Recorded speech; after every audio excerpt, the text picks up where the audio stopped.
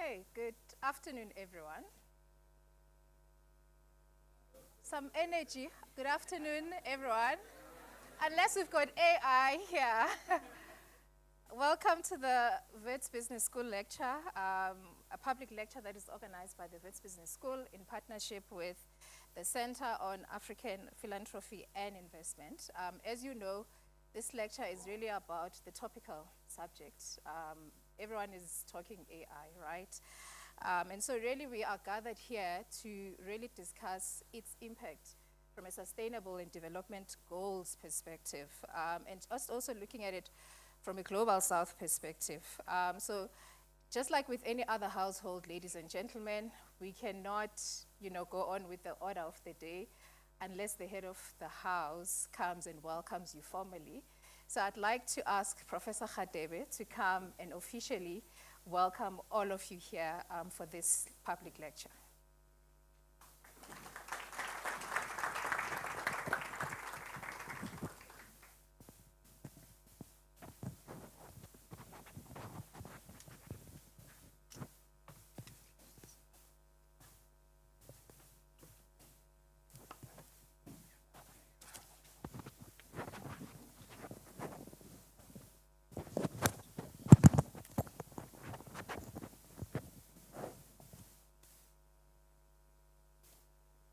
Let me also check.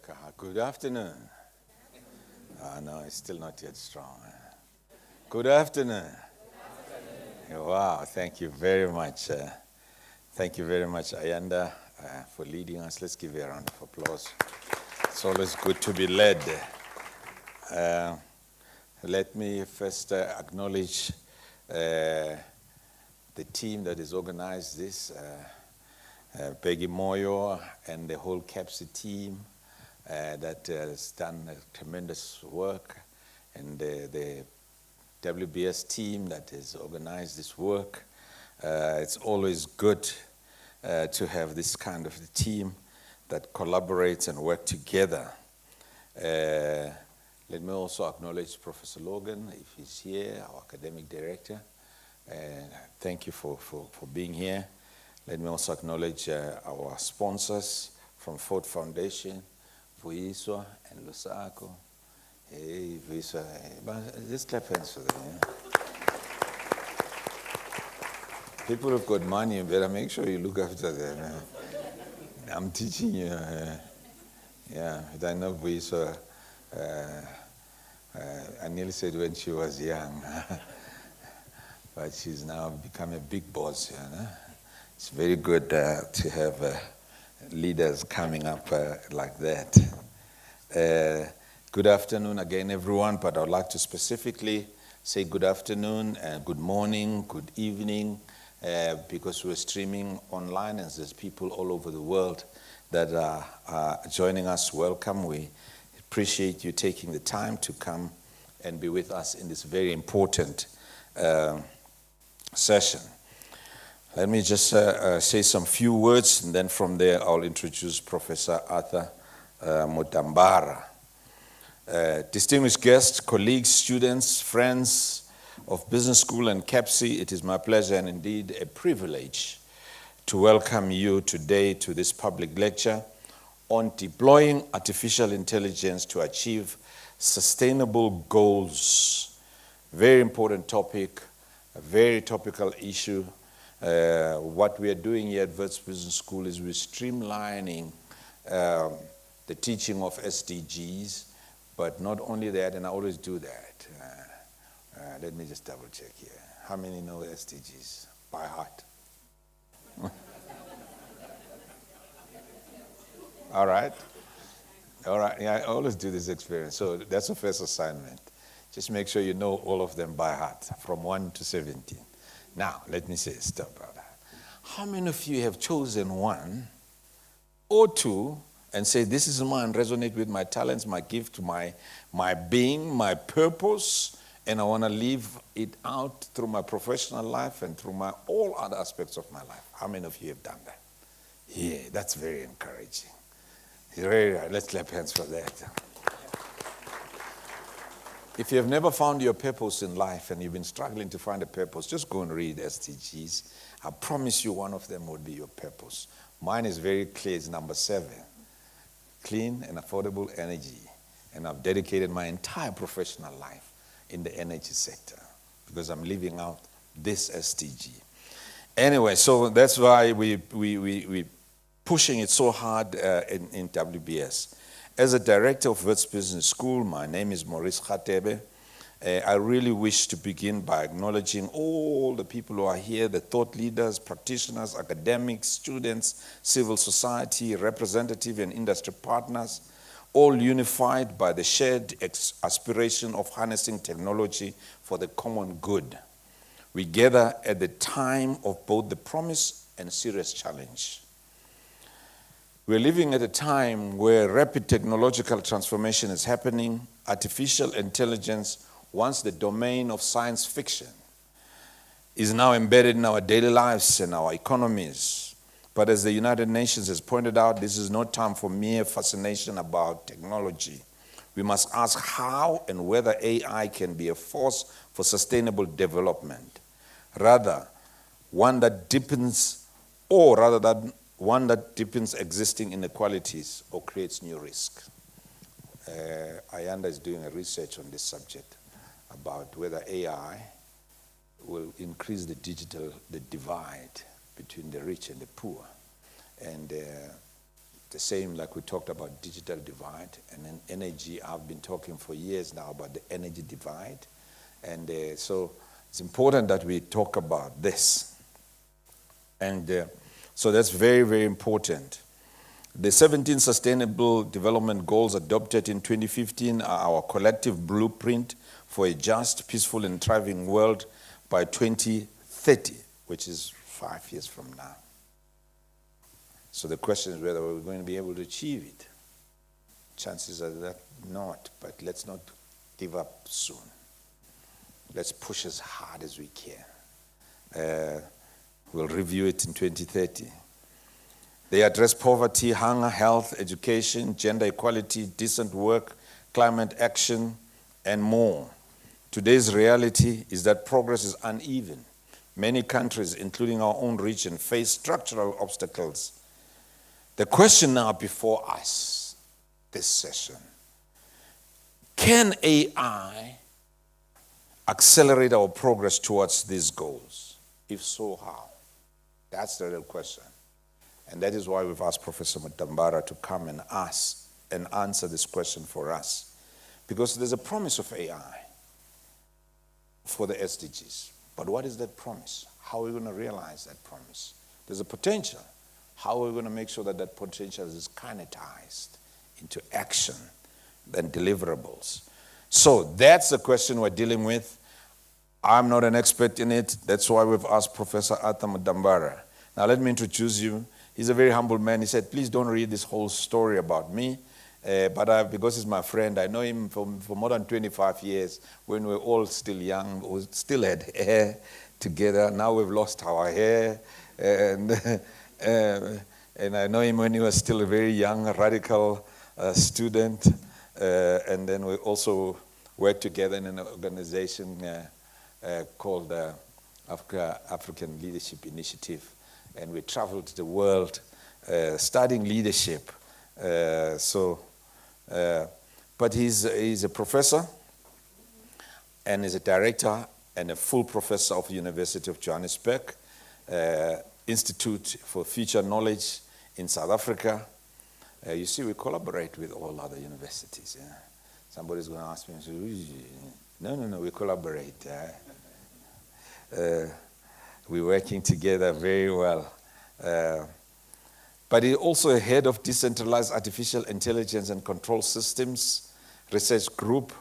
He was also a research scientist at National Aeronautics Space Administration. You know what's that? NASA. Those are the people who put the men on the moon. NASA. I visited NASA sometime and I saw the technology they used when they were putting the men on the moon in 1969. It's almost obsolete now. But he's an astronaut. This is a man of many, many talents. a visiting professor at MIT, a visiting research professor at Carnegie Mellon University's Robotics Institute, and in his academic research and teaching, he has received outstanding reviews, praise from students, peers worldwide. He said I shouldn't say that because then I'm setting him up. And then you guys are not going to give him a good review. But what is interesting is that having done all this engineering, science, and then he decided to go into politics. And if you remember very well, there was a time where Zimbabwe had the government of national unity like we have in South Africa. And there was a president, Mugabe, and the two deputy and the prime minister. And Professor Mutambara is a former deputy prime minister of Zimbabwe. He was one of the three principals who created and led the government of national unity in Zimbabwe from 2009 until 2013. So, ladies and gentlemen, welcome, Professor Mutambara.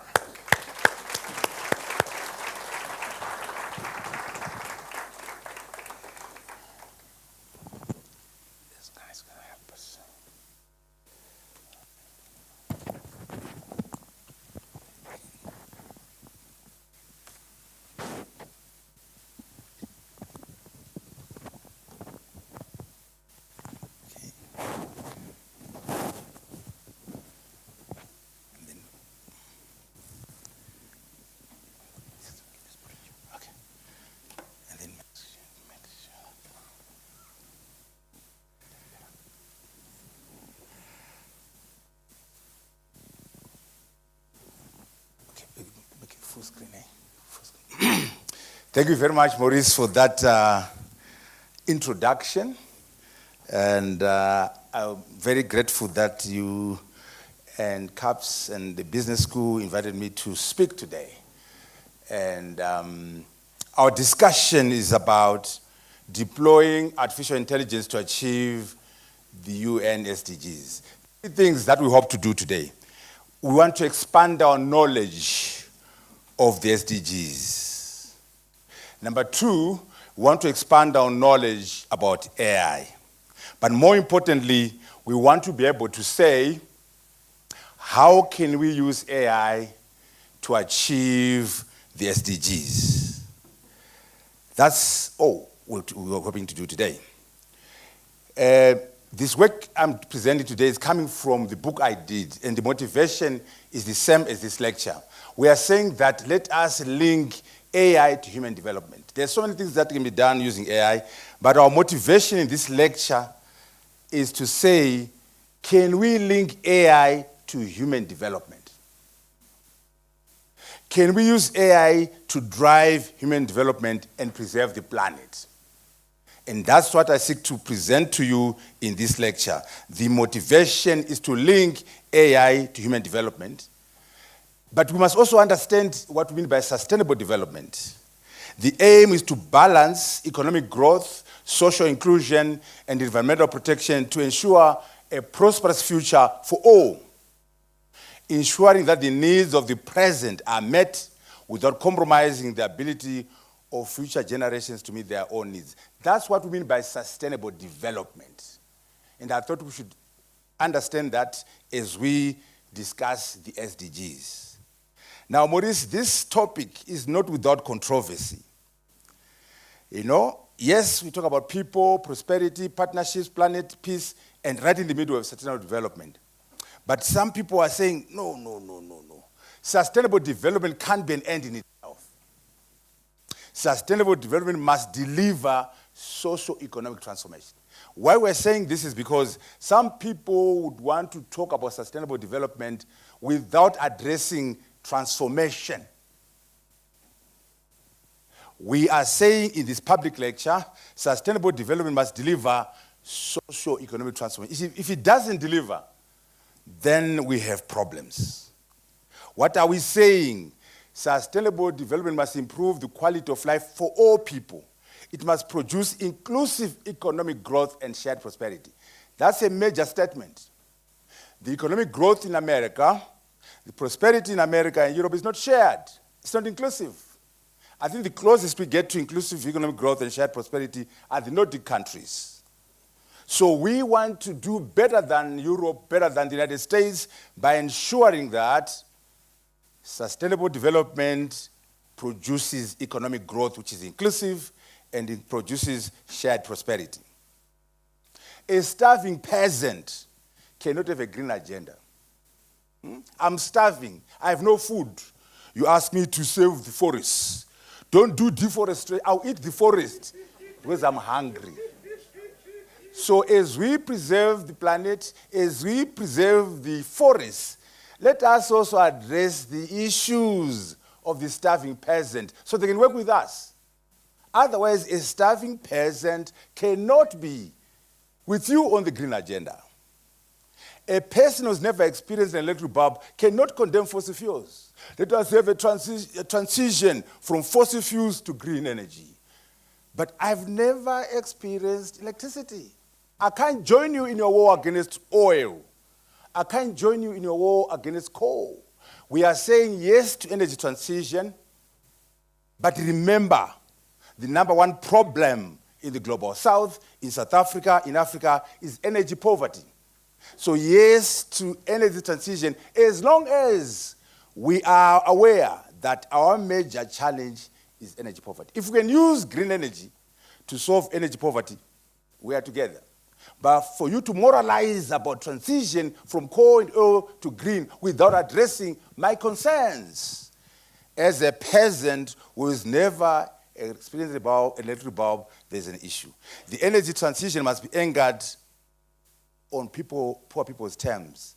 Let's make sure you understand this. The energy guy is here. Boris is the energy man. Energy poverty in Africa. We have 600 million people out of 1.4 billion who have no access to electricity. That's 43%. That's what we mean by energy poverty. So every time you have a conversation about energy transition, sustainable development, and all these things, you must always say, okay, but in Africa, there's a number one problem called energy poverty. Can we always do our transition, do our sustainable discussions, acknowledging that we have to solve this problem? Why would you want to ban coal and oil when you haven't solved this thing? We must address energy poverty. Now, general poverty. 500 million people out of 1.4 billion people live in extreme poverty, less than US dollar 190 a day. That's 36% of Africans. So we're saying, as we talk about sustainable development, remember the contextual issues, energy poverty and general poverty. As long as you make sure that in your discussions, in your interventions, you are addressing the 43% of the people suffering from energy poverty and those from general poverty, then we are together. In this lecture, we're emphasizing that the African must set the terms of reference given his or her problems.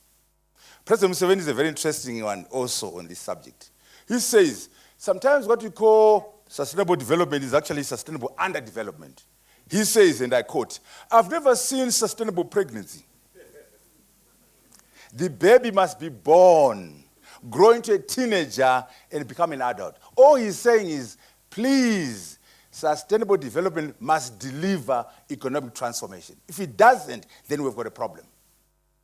The baby must be born, grow into a teenager, and become an adult. Because if you are sustainably pregnant, you're going to die with the pregnancy, and the baby will die as well. I say this to say there's so many do-gooders in Europe and America who talk sustainable development without addressing the fundamental issues that are confronting the African. Maurice has already spoken about the SDGs. There are 17 of them for the people and the planet. Interconnected, and were set up in 2015. We have 5 years to go. Poverty, hunger, these are the goals. And he's very correct. These goals are very exhaustive. If you go through them, you identify something that is close to your heart. No poverty, zero hunger, good health and well-being. It's so exhaustive, even if you're running a country. If you can get an answer to the 17, you already have your program for the country. Or if you're a political party trying to run for office, you could already have your manifesto. Reduced inequalities, gender justice, life on land, climate action. These are the goals. What we're saying in this lecture is to say, can we do something using AI in pursuit of these goals from 1 to 17? Using technology in general, and then specifically using AI. And you can put them into 3 categories: the social ones, the environment, and the economic. They're all related, but if you wanted to put them into buckets, you have a social bucket, environmental bucket, and economic. And the social ones are the ones that are so immediate: quality of education, poverty, hunger, good health and well-being, clean water and sanitation. But they're all important. But if you wanted to prioritize, you could say those are the critical ones, but they all affect each other. How can we use technology to achieve this? And how do we make sure that, since they're interconnected, we are effective in our application of technology? So we have 17 goals, 169 targets, 232 indicators, 195 countries. You see, normally it's 193, but we've put in the Vatican City as a country and Palestine. Given the genocide going on in Gaza, we also want them in Palestine to achieve the SDGs. So this is the framework, or the measurement framework, where you are saying the goals, the targets, the indicators, and the countries. For example, you can say our target is to say by 2030, eradicate extreme poverty for all people everywhere, measured as people living on less than $1.90 a day. That's your target. Your indicator, proportion of the population living below the international poverty line by sex, age, employment, geographic location. That's how you organize the SDGs, targets and indicators. Okay? We're also pushing the idea of the circular economy, which is SDG 11. And also responsible consumption, SDG 12. We are saying let us have a way where Wits University, Johannesburg in South Africa, produce, use, then reduce, recycle, and reuse. That's a circular economy. It's a big part of the SDGs. As opposed to the linear, where you take, you make, use, and dispose. Can we, in our lives, pursue a circular economy? For those in the corporates, you have the ESG framework, environmental, social, and governance. This ESG framework is linked to the SDGs. So how do we make sure that the ESGs framework and the SDGs are linked and that we can use AI to achieve them? As we do this, let us learn from the MDGs that ended in 2015 and also lessons so far from the SDGs. Also look at progress in the global north, and progress in the global south, and pick lessons from the different geographies. Right. We are in 2025. 5 years to reach 2030. Where are we? Professor Morris, how are we doing? We're at the business school. Are we passing? Are we doing all right? As humanity, 8 billion people, how are we doing? I'm sorry to announce, we've got a problem. 35%. We are at 35%, we're failing. In fact, that is we're actually pleasing ourselves. It's actually 18%. On track proper is 18%. Moderate progress, 17%. So put them together, we get 35%. And with 5 years to go after 10 years, remember 2015, we started. 10 years, we are at 35%. We are in trouble. Humanity is failing. That's why we're having this public lecture. Since we are failing as humanity, is there a way we can use technology to achieve these SDGs? Do we understand why we are failing? What are the broader interventions we should carry out? And specifically, can we use technology to assist ourselves? Here's the SDGs statement, Guterres. With just 5 years to reach the Sustainable Development Goals, we need to shift into overdrive. We are doing this public lecture to assist the SG in his movement into overdrive. We are saying, can we deploy AI to achieve the UN SDGs, to solve the problem of 35% where we're failing? And artificial intelligence is a tool we're proposing. When you say AI, briefly, we're talking about an algorithm, a computer system that performs tasks requiring human-like intelligence. Things that you take for granted: learning, problem solving, decision making. If we can have that in a software program, in a machine, with an AI system. In terms of classification, you have single task AI, which does one thing. Agentic AI, where you're building AI agents which are autonomous and make decisions and pursue various goals. Then you have generative AI. That is the big one. Most of the applications in education, in healthcare, in agriculture, in industry are coming from generative AI. It took off in the last 3 years. And so when you look at the applications of AI into the SDGs, the major driver is generative AI, where you have your ChatGPT-5, Gemini, Grok 4, and so on. That is the key driver. What do we mean by generative AI? This is an AI system that creates new content, novel ideas, creation of new images, music, text, new content, and new knowledge. That's what we mean by generative AI. We also have AGI. This one is not yet achieved. It's work in progress. As we apply AI to SDGs, let us know the whole framework of the possibilities. AGI is about a computer system or machine that will exhibit all human cognitive capabilities: reasoning, problem solving, creativity, and social skills. Just like you, all your abilities in a machine. Not yet done, but work in progress. It gets even more interesting: superintelligence. Now we are talking about a computer system or an algorithm or a robot whose capabilities surpasses the brightest person in every intellectual task. Reasoning, problem solving, creativity, and social skills. This is what we mean by superintelligence. An AI system that is smarter than Einstein and Newton in terms of IQ. Smarter than Elon Musk and Gates put together. And this leads to AI self-improvement and predictability. We have not done this yet. You can say, why are they doing this? Why can't they stop it? Why are they playing God? Because of geopolitical contestation. China and America are competing on who's going to get to superintelligence first. You know why?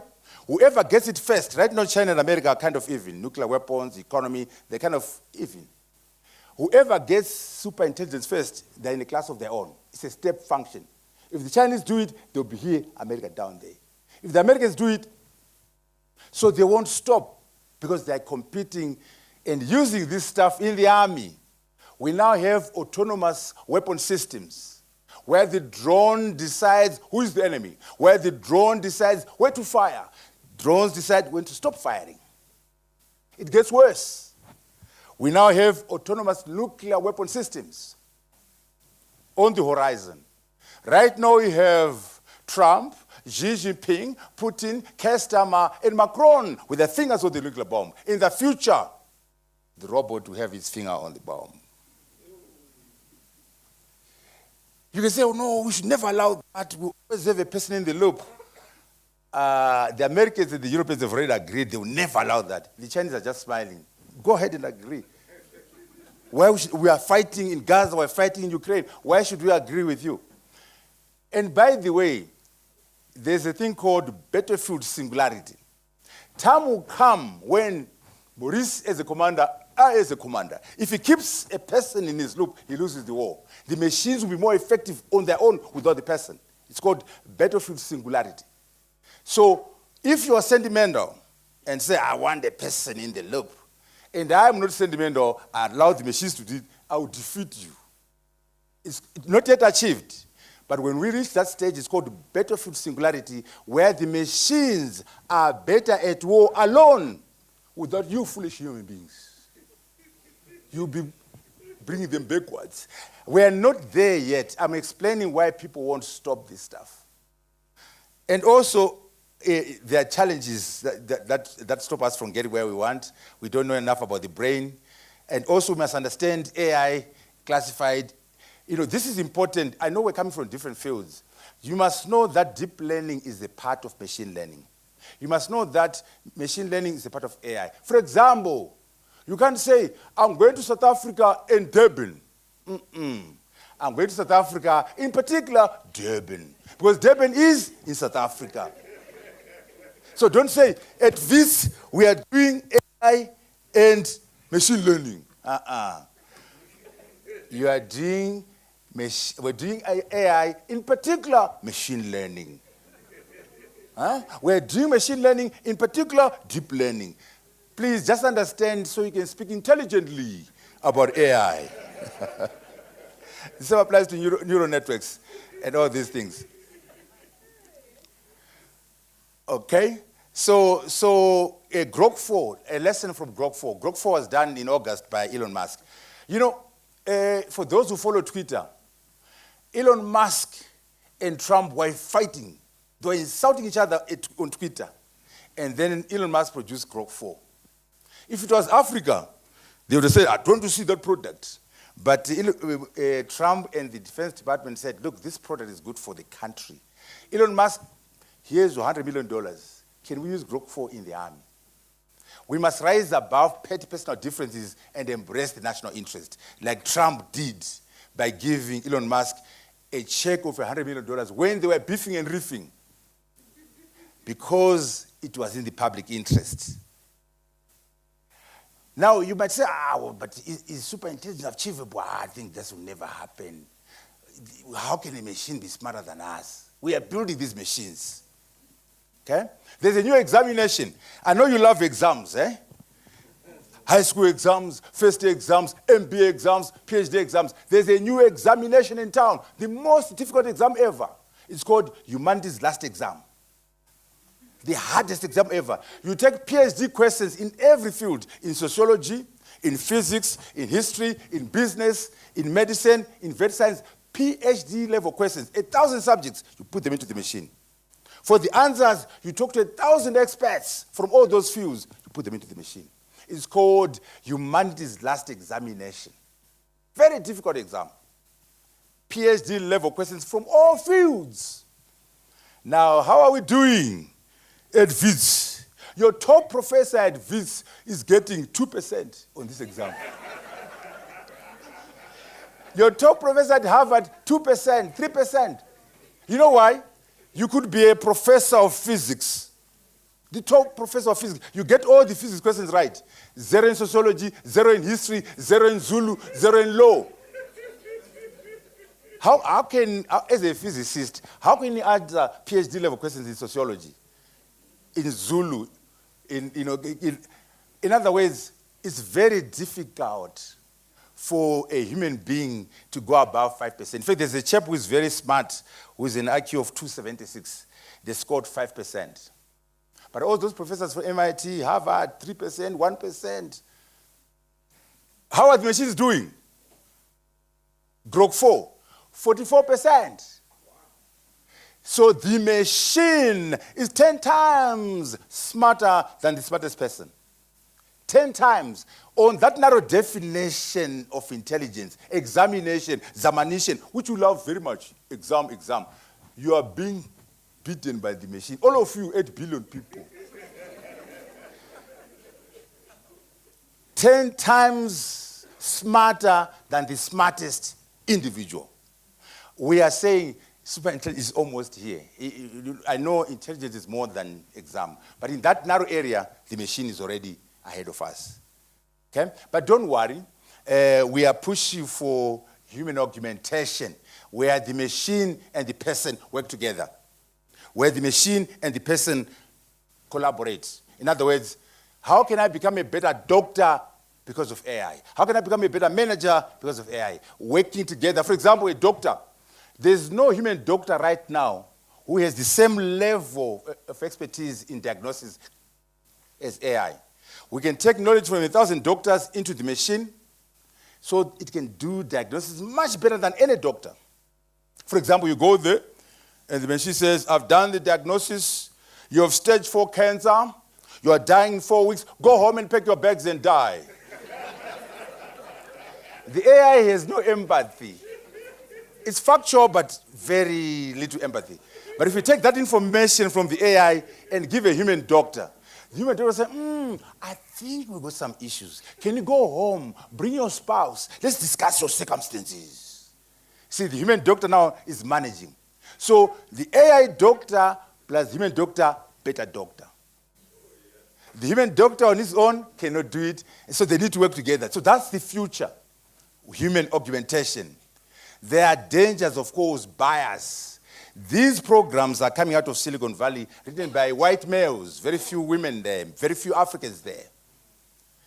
There's bias. There's issue of security. There's issue around jobs. There's ethical misuse. AI is there's bad actors. I'm a thief. That's what I do for a living. I'll use AI to rob the bank. You know, why AI is a bit tricky. Nuclear weapons, we've not had a single thief who has managed to build a nuclear weapon, or a terrorist. The real, not us when we're freedom fighters, but the real terrorists have not done this. Because you need to understand nuclear physics, you need, But AI now, you just need a good brain and connectivity. So it's very easy for AI to be in the hands of bad actors. And of course, hallucinations.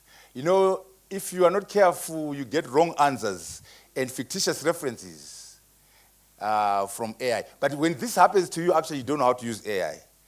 But it will happen to you. The danger of the poor become poorer, the rich richer, the widening of global inequality. Data colonialism. You are on Twitter, you are on Facebook, you are using Microsoft. Who owns that data? They own it. And they can monetize it without giving a penny. They can weaponize it against you. So there's a danger of data colonialism, digital imperialism, AI colonialism, and AI imperialism. There's a danger of techno-feudalism. 5 men, no woman, 5 men are owning these things. Altman, Elon Musk, Gates, 5, literally 5 people are running this. It's called techno-feudalism, and they also control leaders. These are the dangers. In terms of AI-driven arms race, I've already talked about the arms race. Okay? These, by the way, you must use AI, but know that there are problems. But the most important thing is we must build our own AI systems so we can remove the bias and put our own views in there. Here is evidence of the bias. Kissinger, before he died, he worked with Eric and Craig. Eric and Craig are tech gurus. They did a book called Genesis. It was launched after Kissinger died by Walter Isaacson. Here's what Walter said, top historian, top journalist. We must ensure that these AI systems reflect our American values, reflect our Western values and interests, not those of the Chinese. Maurice, you can use, but this is what the people who created are thinking. They have values, they have interests, and they want to ensure that these AI systems reflect our American values, reflect our Western values and interests, not those of the Chinese. It's okay. You must know that. And by the way, they don't say Africans. You know why? Because you're useless. You're not doing anything. You're not writing any AI, so they could care less. So next time they say, the Africans, then we know we've arrived. Now we haven't.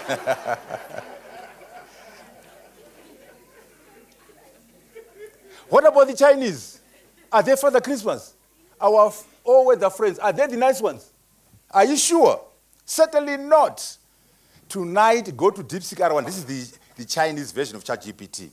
Go and ask it, can you explain what happened at Time and Square and the reasons behind it? For those who are young here, in 1989, the Chinese used tanks to crush students. Tanks crush students at Time and Square. I know it very well because I was also locked up during 1989 by Robert Mugabe next door. So I was inside, and those guys were being hit by tanks. So I remember very well. So when you ask it, the Chinese product, can you explain what happened at Time and Square and the reasons behind it? It will say, I'm sorry, I cannot answer that question. I'm an AI assistant designed to provide helpful and harmless responses. So your Chinese friends do not want you to discuss their bad history. So they've stopped their own AI system to entertain your curious minds. I'm not blaming them. Do your own AI systems. And put in your own values. Ubuntu. I am because we are. We are because I am. Mundu muntu ngebantu. In the machine. In other words, the answer is not to also be producers of AI systems. Because everyone is looking after their interests. There's serious competition, in particular US and China. AI affects geopolitics, geopolitics affects AI. Listen what the Secretary of Commerce is saying. This is the American Secretary of State. We don't sell them our best stuff, not our second best stuff, not even our third best. Talking about selling the AI products to the Chinese. Beijing acted by discouraging its people from buying NVIDIA chips. We are talking about AI, but AI should be understood within the context of what are called transformational technologies. It's just one type of technology, okay? And transformational technologies are technologies that have systemic impact, long-term shifts, like fire, wheel, steam engine, and today, these are the technologies. So as you use AI to achieve the SDGs, remember, it's part of a broader spectrum of technologies. Big data, cybersecurity, blockchain, battery energy storage systems. All these technologies work together. Synthetic biology, quantum computing. You must understand AI as part of a group of technologies. It is the key one, but there are many other things going on. Okay? Why do we call it a revolution? AI revolution. Why is it called a revolution? Because it is affecting every sector. The impact of AI is comparable to transformational technologies such as the invention of fire. So when you discuss, what do you think about AI? Just imagine yourself asking, we've discovered fire. What is going to mean? Fire changed everything. We've discovered a wheel. Wheel changed everything 5,500 years ago. The steam engine. And more importantly, electricity in 1879.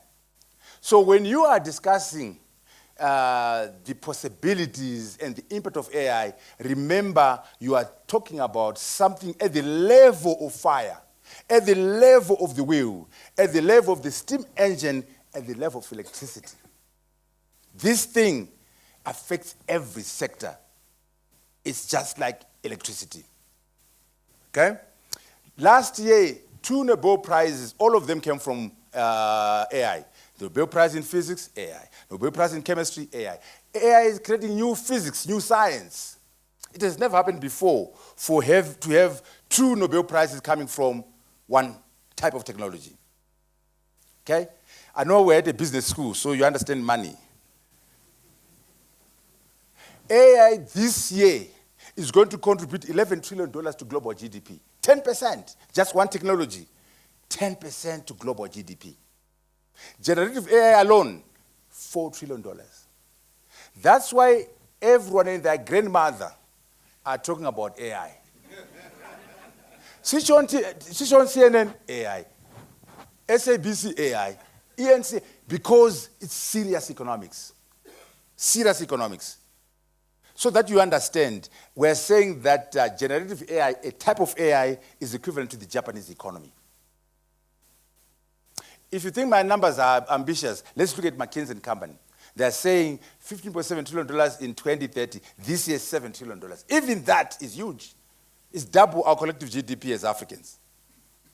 See? Now, here's the question.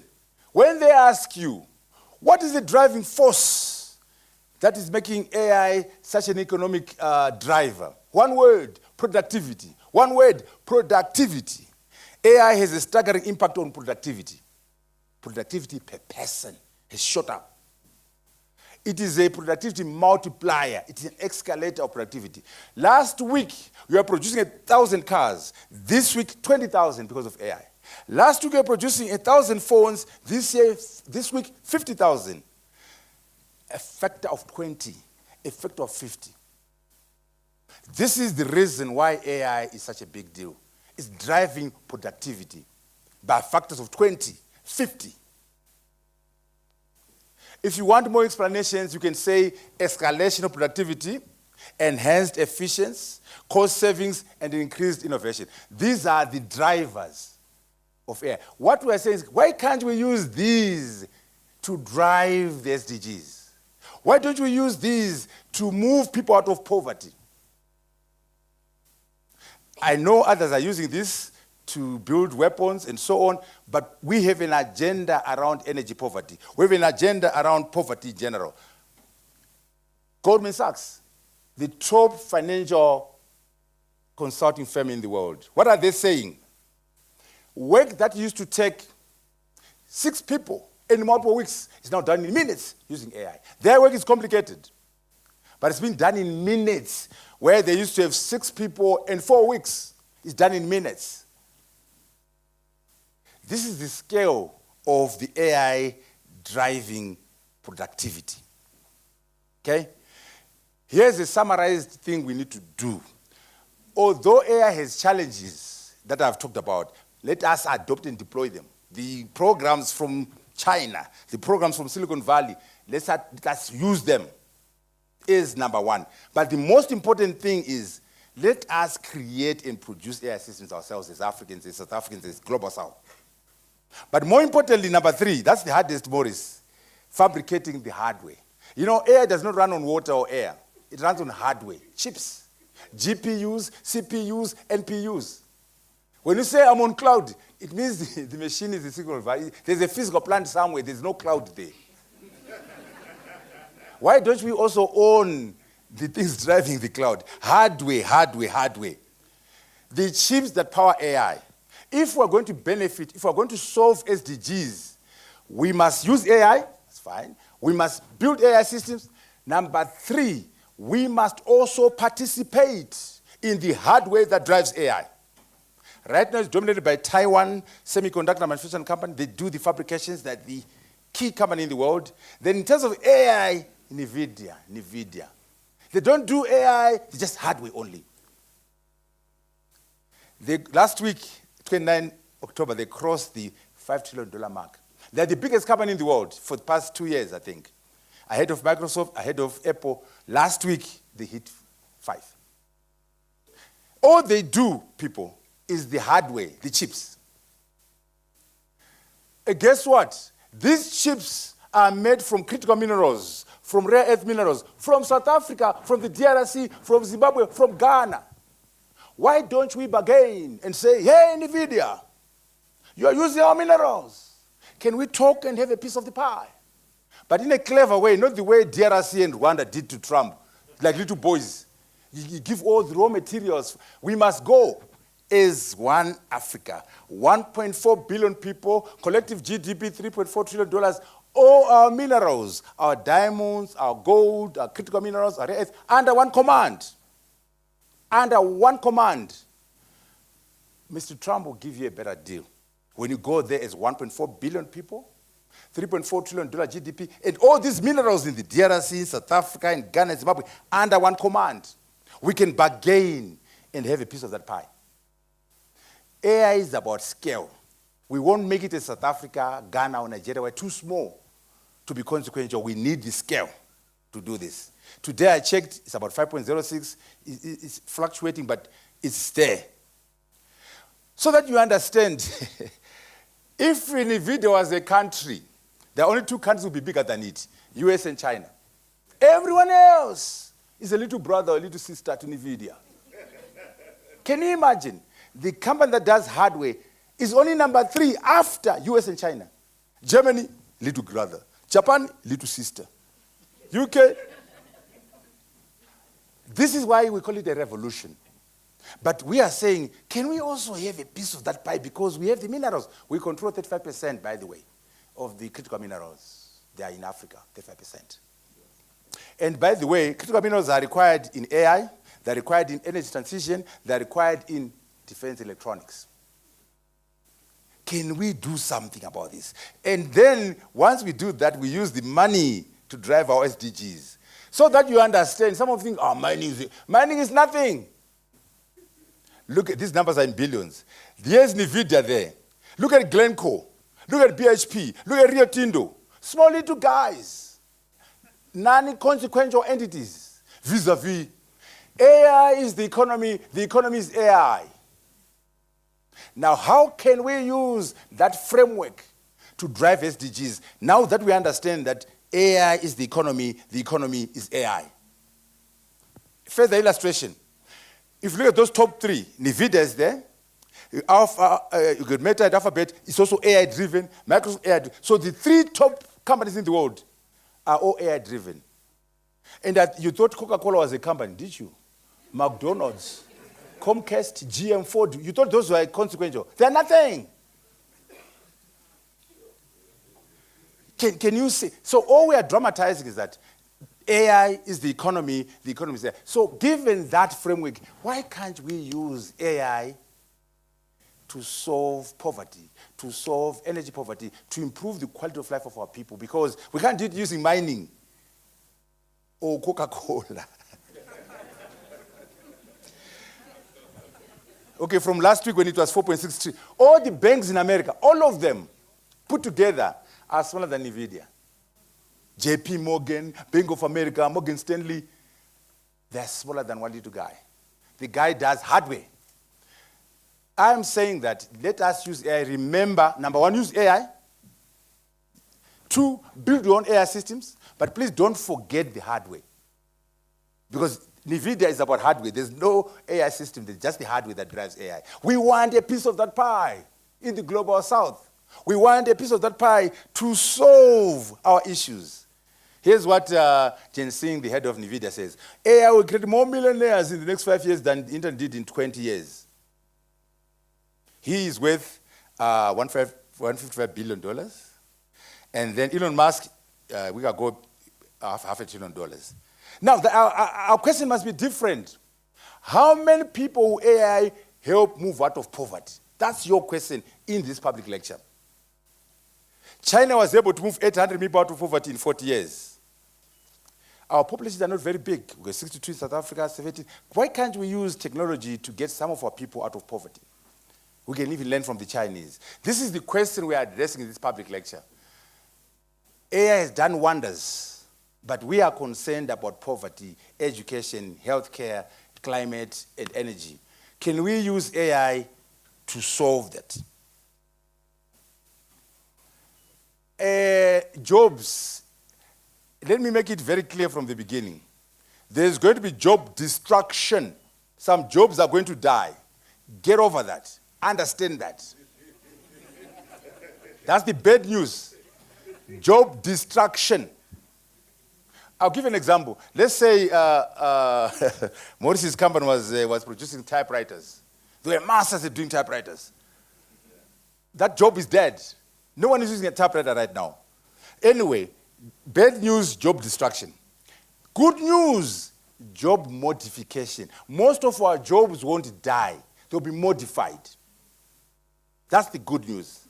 But you must prepare for the modified job. Don't assume that you're going to be able to do it. Prepare for the modified. And even better news, there will be new jobs that didn't exist before, that are completely new, coming from AI. So you must prepare for those three categories: job destruction, job modification, and new jobs. You must prepare for that. And the issue is to make sure the equation is correct. Our new jobs plus modified jobs must be much, much more than the destroyed jobs. Then we're together. The danger is it will be the reverse. The destroyed jobs will be more than this good news. So our task as South Africa, our task as Africans, is to make sure that our new jobs are combined with modified are more than that.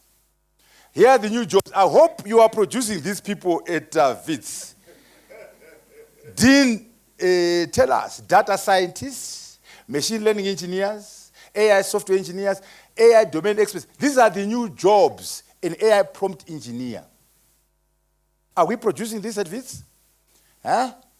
A Discord manager, a meta software engineer, a smart contract lawyer. Let me read that one, because I know you go to law school here. A specialist lawyer who can ensure that an agreement made in the metaverse is encoded in the blockchain layer used for the trial. Do your professors of law know about the metaverse? Do they know about blockchain? Anyway, what we're emphasizing is the teachers have to up their game. The curriculum has to change to accommodate these people. Data analyst skills and tools, data scientists, we need to change. There's now a chief AI officer. And also, here's the kicker. Half-life of skills. This is the time it takes for half the knowledge or value of a skill to become obsolete or irrelevant. Technology, in particular AI, has reduced the half-life to 2 years. Your MBA from Wits, after 2 years, half the knowledge is useless.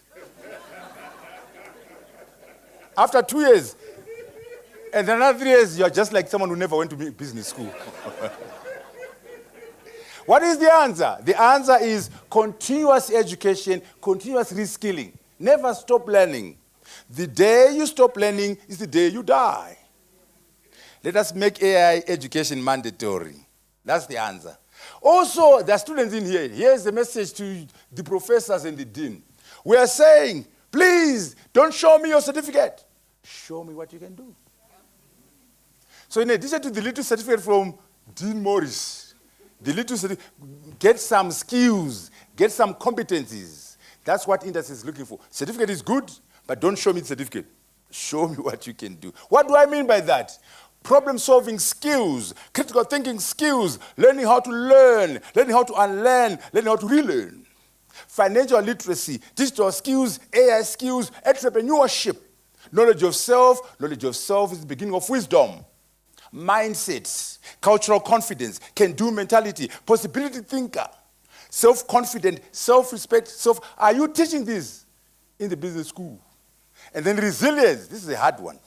Now, that one is acquired through failure, through adversity, through pain. I wish you pain. I wish you pain. Because if you don't go through pain, you never acquire resilience. Anyway, don't go looking for the pain. When the pain does come, embrace it.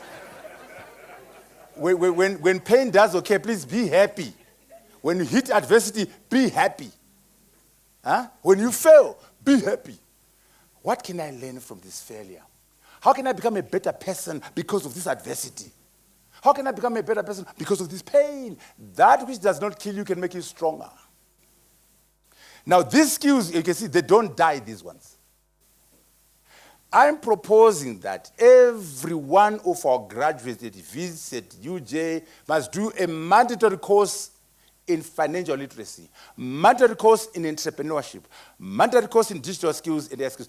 It doesn't matter what you're studying, history, sociology, law, engineering, they must be mandatory courses that will enable our people to be capable, okay? We must become all-rounders. We must become masters of multiple disciplines. An engineer who understands law and economics. A lawyer who understands technology and finance. A doctor who understands philosophy and entrepreneurship. A historian who understands artificial intelligence and medicine. Yes, be the expert in accounting, the expert in strategy, the expert in electrical engineering, but be broader than your field. Be a Renaissance man and woman. For the students, please have both academic excellence and social responsibility. You know, some of you are very good at being SRC president and making noises. Fees must fall. Yes, fees must fall, but don't come number last in class. Don't get a supplementary exam. If you do that, we're not interested in your revolution. A revolutionary must be number one in class. Otherwise, stay out from the SRC. At the same time, if all you do is get number one in class and first class, and that's all you do, if you're a nerd, I'm not interested in nerds. You don't even have a boyfriend or girlfriend, you're just studying. You will never make it in life. We want breadth. Number one in class, play some soccer. Number one class, go to church, sing in the church. We want to have diversity of exposure. That's what you need in the revolution, okay? We must measure employability of our graduates. How many job creators have we created? Entrepreneurship must be measured in the university, okay? And then we must use this framework to achieve our SDGs. We must increase our circle of influence and circle of control. But remember, basic infrastructure, digital infrastructure, connectivity, energy, compute resources, we need to make sure those things are sorted. Learn from the Chinese. Look at how they're producing energy, the Chinese. That energy is required. Where are we in South Africa? We have a deficit in Zimbabwe, a deficit in in Zambia. That's why we have load shedding. Now make up your mind, South Africa. Do you love load shedding or do you love AI? They're not compatible. Hey, if you love load shedding, then forget AI.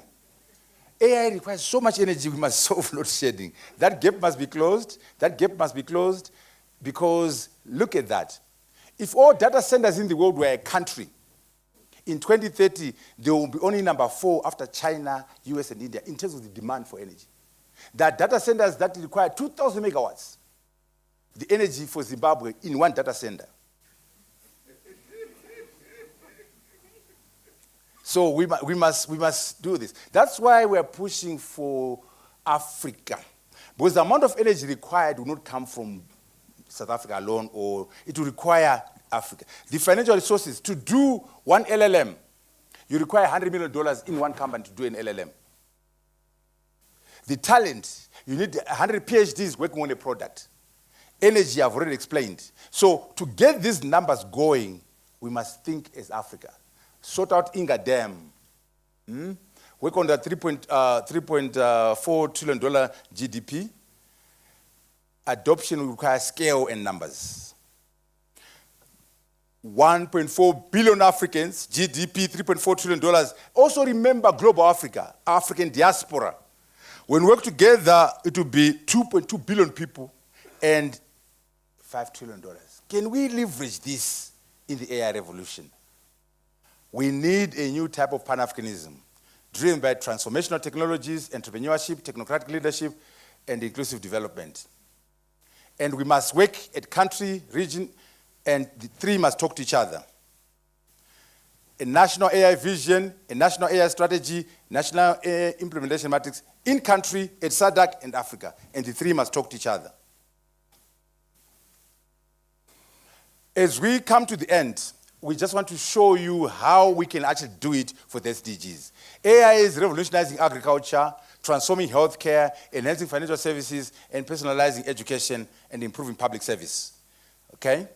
So all these things are happening. For example, agriculture, I hope my sound is okay there. If your farm looks like a sci-fi movie, you're in the future of agriculture. The AI in agriculture market is booming, going from $1.7 billion in 2023 to nearly...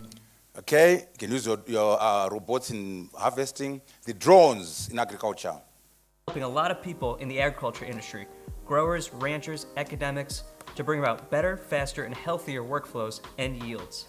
See, I'm going through each SDG and showing how we can apply AI. But again, just to make sure you remember, the same drones are also Little is known about the event, except that Israel used the swarm attack to strike dozens of targets, together with other missiles and munitions. Most media outlets reported this as an attack with multiple drones at once. But military experts believe that this was a true drone swarm attack, meaning that the drones communicated and collaborated in making AI is a double-edged sword. That bomber there that went to Iran to destroy those nuclear sites, there were 2 people in there, a commander and a pilot. In the future, there'll be no person there. And they're spending $2.4 billion to build It's the most expensive warplane ever made. It's invisible to radar, and it can deliver a nuclear strike without being seen. Okay? And then mining, we're a mining country, mining continent. All these applications are in mining. We are looking at each SDG and see how we can actually use AI to do this.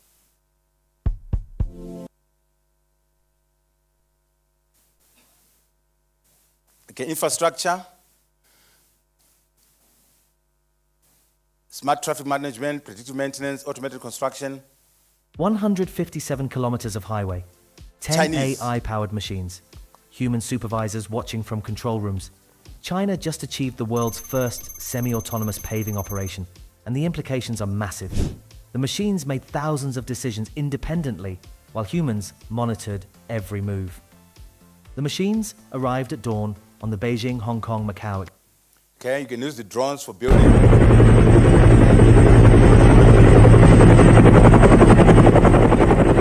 Infrastructure is a key element of the SDGs. And then energy is a double-edged sword, because AI is taking so much energy and working against the climate agenda. But you can also use AI to generate energy. So it works both ways, and also it requires a lot of water, AI for cooling. So it's a double-edged sword in terms of energy. But you can use it to do the following: predictive maintenance, renewable energy, grid demand forecasting. The applications of AI on SDG number 7. Applications of artificial intelligence and machine learning for power generation. Hello, and welcome back to our channel.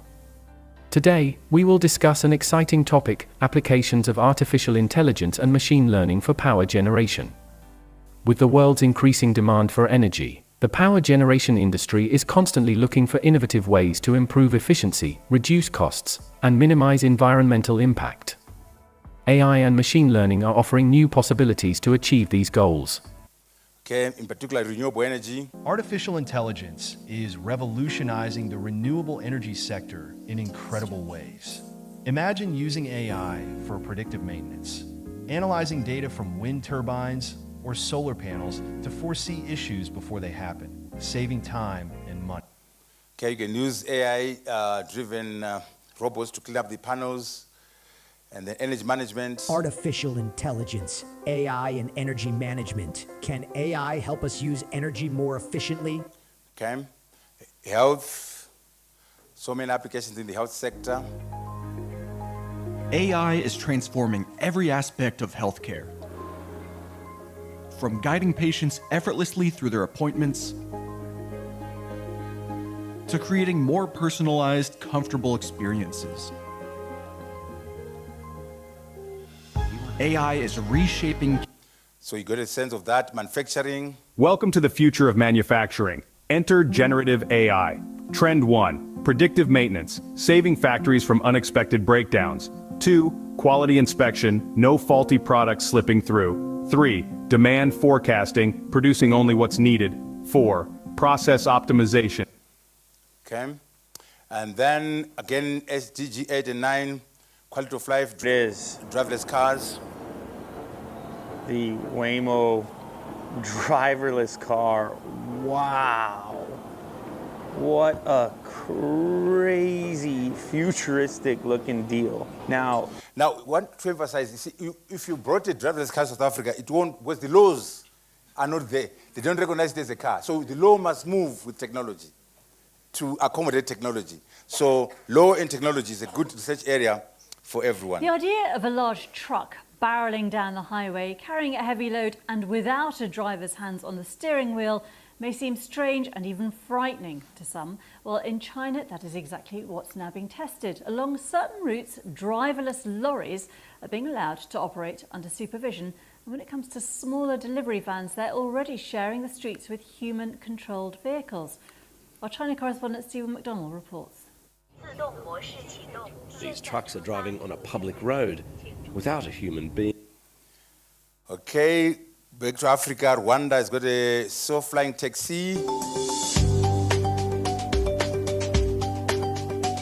This is mind-blowing. I'm inside the cabin of a self-flying electric taxi. No controls. Literally, you leave everything up to the computer here and the system. Get in and your destination is put in, and up you go into the air to your final destination. It's incredible. Above the lush green hills of Kigali, Okay, banking and finance. Anyway, all I can say is that there's no sector where there are no applications of AI. Banking sector, all those applications. Education, the key issue is China. From September, they're teaching AI from age 6. Mandatory. And they produce guidelines, so we can learn from the Chinese. They got guidelines that they produced, curriculum focus, teaching and implementation, and they've also gone primary, junior high, and identified the cognition skills. People are moving. We can do this. Remember, education is a key element of the SDGs, and the Chinese are not playing. From September, age 6 upwards, okay? Now, the major application of AI is in unique teaching assistant for a teacher, unique personal tutor. So these are the applications of AI in education, right? Hi. But of course, we now have an issue. Why do I have to memorize everything when there is an AI to help us? Wrong question. We need to move out from memorizing. It was never a good idea to memorize, even before the AI revolution. We must teach for and learn to understand. We must master critical thinking skills. We must acquire problem-solving skills. We must learn how to learn, unlearn, and relearn. But there's a problem. Research from MIT is showing that excessive use of AI tools is leading to the loss of critical thinking. We have to do things differently. You can't ban AI, by the way. Please. UCT has done a very good thing. They said we're no longer going to check for AI. AI is like a calculator. Get over it. I assume that they're going to use the calculator. I'll propose a very simple thing. For example, if I was giving an assignment in the business school, it's a computer program, an essay, I'll say, go and use AI. But you must tell me what you gave the AI system, the prompts. I want to see the prompts. Because the good prompts require critical thinking. So tell me what you gave to AI, and I'll look at that and give you 20% for that. Then I'll say, okay, what answer did you get from the AI? 40%, if it's correct.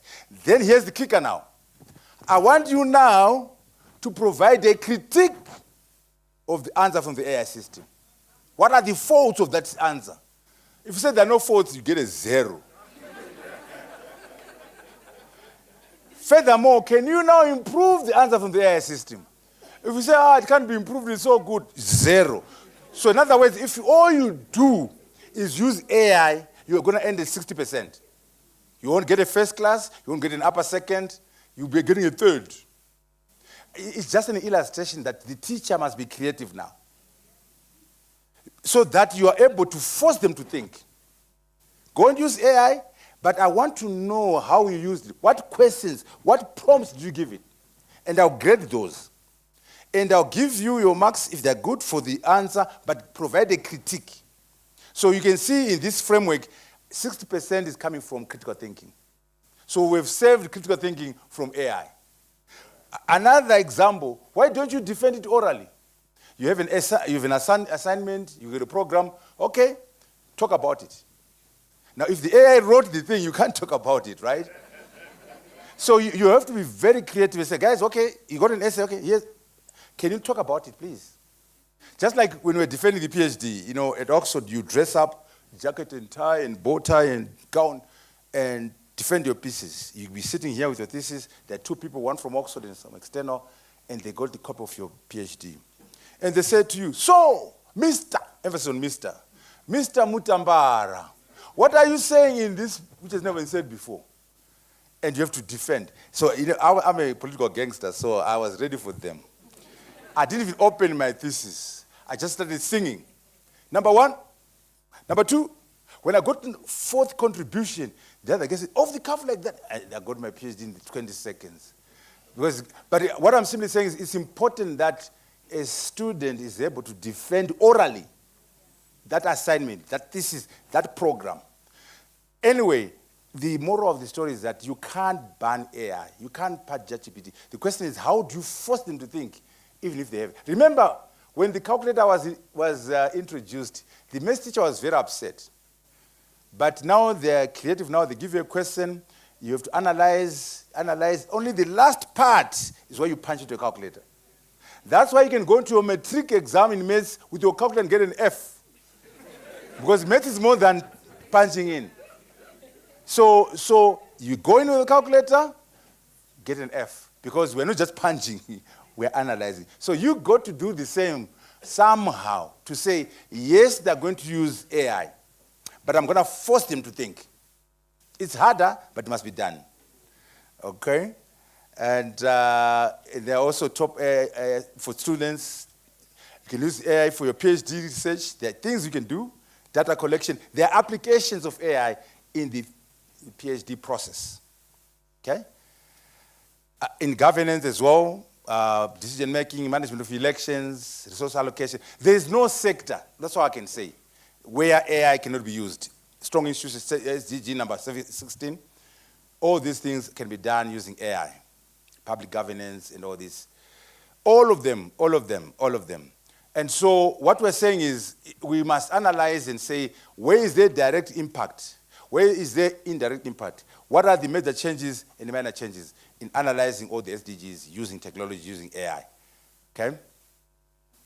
But AI is not a silver bullet, please. You must also do the obvious things. Good country governance, accountability and transparency. Please remove corruption. I see in this country you love commissions, commission of inquiry, and afterwards the report is not acted upon. In other countries like Zimbabwe, they don't even set a commission, they just ignore it.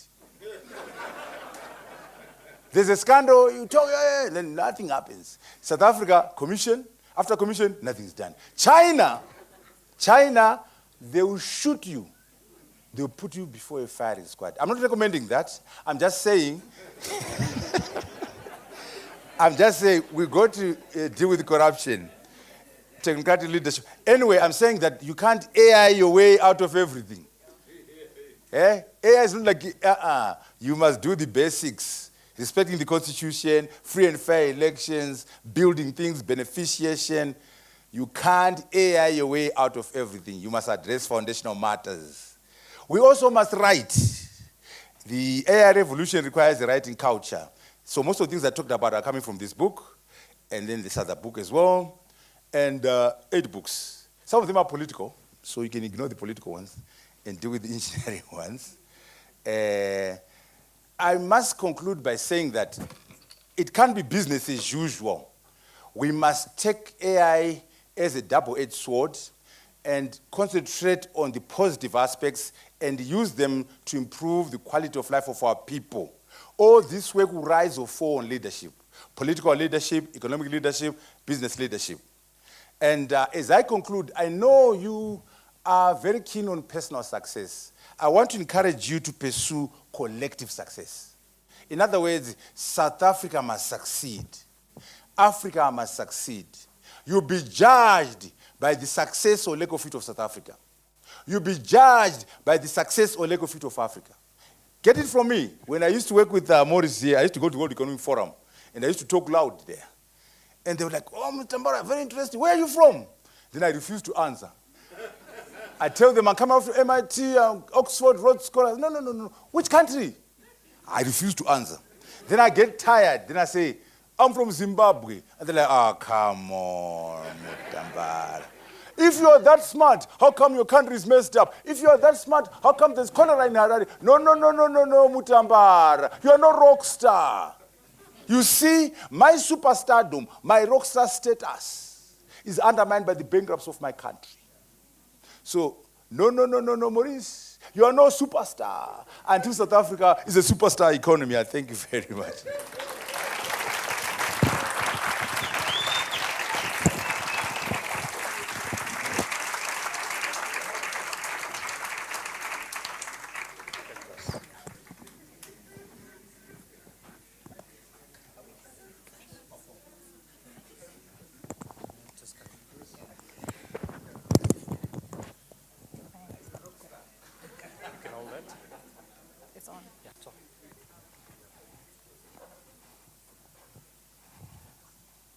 Okay.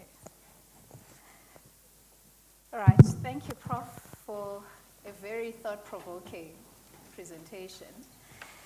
Just a few questions in leading the discussion. Do we have an AI problem or an African problem? We've got both problems. The African problem is that we are not united. We don't understand the importance of unity. This is coming from 1957, from 1963. You know, Nkrumah was saying the independence of Ghana is meaningless unless it is linked to the independence of the rest of the African continent. Close quote. We as Ghanaians are prepared to surrender our sovereignty in part or in total in pursuit of African unity. This is 60 years ago, 70 years ago, and we have not learned from that. This revolution we're talking about demands scale, demands us working together. That's the African problem. The AI problem is that AI is a double-edged sword. It can be used to destroy lives. It can be used to undermine economies, to undermine people, but it can also be used for growth. So it's an AI problem and an African problem, but I think we can solve both. In addressing the Yes, yes, yes, yes. I mean, earlier on you spoke about how we are 35%, Yes. or actually 17%. Yeah, actually 18, yeah, 18. How do we leapfrog, given the challenges with digital infrastructure and the fact that AI demands and requires the infrastructure? You see, that's why I am doing this public lecture, because I'm worried that if there are 5 years to go and we're at 35%, it is hardly possible that we'll get to 100% in 5 years. But if we say, number one, can we understand why we're not succeeding? Address that issue. Number two, what are the broad interventions we can carry out to push achievement? Number three, can we use technology in general, renewable energy, quantum computing, all these other, technology in general? And then lastly, can we use AI to force achievement, which is what I was trying to address here. So it's a tall order, but we need all hands on deck. In particular, us in the Global South, in Africa, who are victims of poverty, hunger, and lack of energy. So it can be done, but it is all hands on deck. The infrastructure issues? That's a major problem. You can't have AI without digital. AI sits on top of digital. So digital infrastructure, connectivity, the devices themselves, comms. So we need to build the infrastructure that is required for AI. Energy. You can't do AI without energy. You can do number one, which is using AI and so on, but when it comes to building your own AI systems, to build an LLM, you need a lot of energy. That's why some companies now are building their own nuclear power plants. Can you imagine a private company building a nuclear power plant to run AI? So you're very correct. We must address the constraints around infrastructure, the constraints around energy, and also the constraints on cash. The cash, I mean, $100 million for one product, $100 million. And then talent in one firm, 100 PhDs working on one product. We can't have that from South Africa or Nigeria. But if we work together, maybe we can get the energy. If we get Inga going, we can get our talent together and move. We can have our cash working. The problem is that we are so focused on national. Here's the challenge to all of you. You must be able to say, I'm an African first, a citizen of SADC second, South African third. I know you don't like that. You love your country, don't you? I'm an African first, a citizen of ECOWAS second, Nigerian third. If we can't say that, we got a problem. Whose borders are they anyway? And also remember, there's no such thing as a free lunch. The worst war the Americans fought was the Civil War. More people died in the Civil War than in the First and Second World War, Americans. So the Americans bled to have United States of America. The governor of California would love to go to the UN and become president of California, speaking to the world. The governor of Georgia would love to go to the UN and speak as president of Georgia, but they gave up on all those things to get the United States of America.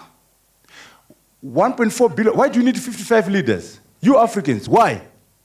55 leaders. Really? And the problem is that, Maurice, we pay lip service to unity. Do you know when we are successful, when we have the United States of Africa, there'll be one president, maybe from Mali. Ramaphosa will be Minister of Agriculture for the continent. Mnangagwa will be Minister of the Youth in Africa. Mutharika will be Minister of Tourism. These leaders, lady, they are not. They want to be president of starving people. Shame on you, African leaders. Shame on you. So, Prof, if I understand you well, we need to get the basics right first, so that we can then leapfrog in this era. And this then brings me to, we spoke about infrastructure and the challenges. You spoke about digital feudalism. Or we can look at, yes, tech, but also from a digital colonialism perspective, right? How do we then control the infrastructure, given how the digital economy is structured? We are consumers, we are colonized, though we don't want to admit, but it's a fact. So how do we address those issues? So it's kind of looking at both vertical as well as horizontal. Yeah, it's a very good question. But let me speak on leapfrogging as a concept. When you see these things, don't assume, oh, these things are so advanced. That's for Japan, that's for New York, that's for London. Not necessarily. Let's go back to mobile telephony. When mobile telephone came through, we had no physical landlines. We had no access to brick and mortar banking. What did we do? We moved from no communication to mobile communication. What did we do? We moved from no banking to mobile banking. When I say Mupesa, when I say EcoCash, there's nothing in Japan, there's nothing in America that is as good as Mupesa or EcoCash. They're global best practice. Why? Because our lack of banking infrastructure, our lack of physical landlines was an opportunity to leapfrog from no banking to mobile banking, from no physical lines. So which means if we are clever and innovative, some of these technologies will be easier to apply, cheaper to apply, and more effective precisely because of our backwardness or lack of infrastructure. So leapfrogging is the possibility even using their technologies, because when a mobile telephone came through, why would you bang on a phone when the ATM machine is in your bedroom? You know, the ATM machines are everywhere, so, but we didn't have that, so we were able to move faster. Now, how do we balance now between using technology and the issue of data colonialism? That's why I put my proposals in 3 stages. We can't wait until we have our own AI. We've got to move now and just use what is existing, knowing the dangers and limitations. And the dangers could be data colonialism and imperialism. But let's just use it. But quickly, very quickly, we start doing number 2, building our own AI systems with our own data, with our own models, so that these AI systems are relevant to our needs. Then number 3, which is harder but must be done, the hardware. These are our minerals. Why don't we leverage our minerals so that we also play in the space of hardware? So we can't isolate ourselves from the globe. There are dangers, but I think let's use it carefully, but more importantly, let us build our own AI systems to mitigate the dangers of AI colonialism, AI terrorism. So 3 things we need to do. We must democratize AI, so there's more access by many people. 2, we must decolonize AI, removing vestiges of colonialism. Then we must apply what's called decoloniality. There's a difference between decolonization and decoloniality. We need both, in addition to democratizing AI. Okay. Thank you, Prof. I'm just going to open it up for the audience if there are any questions.